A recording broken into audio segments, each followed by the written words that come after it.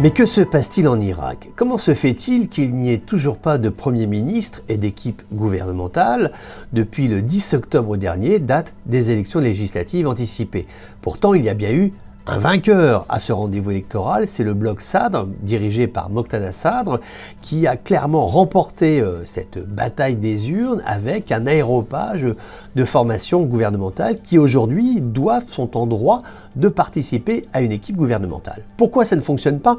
Eh bien parce que Moqtada Sadr veut avoir la majorité au sein de l'équipe gouvernementale. Il ne veut pas se trouver dans une situation où il va négocier en permanence avec des partis de moindre importance qui auront leur mot à dire, ça c'est le reflet des urnes, mais qui risqueraient, selon lui, de freiner l'action du gouvernement. Donc voilà, il dit « je veux la majorité au sein de l'équipe gouvernementale » et les autres partis d'opposition disent « non, ce n'est pas possible parce que ça ne correspond pas aux résultats des élections législatives ». Maintenant, il y a un point dont il faut se souvenir, c'est que ces élections législatives anticipées, Moqtada Sadr, l'été dernier, il ne voulait pas y participer. Il avait dit « je n'irai pas parce que ce sont des élections qui seront corrompues avec un résultat qui n'aboutira à rien ». Bon, finalement, il s'y est résolu. D'abord, il voulait un peu se faire désirer par son électorat. Et puis, également, il ne pouvait pas se tenir à l'écart des grands enjeux politiques, économiques et sociaux de l'Irak. Donc, finalement, il y est allé à reculons. Et la question qu'on peut se poser, c'est au regard du peu d'estime qu'il a pour les institutions irakiennes, veut-il ou pas réellement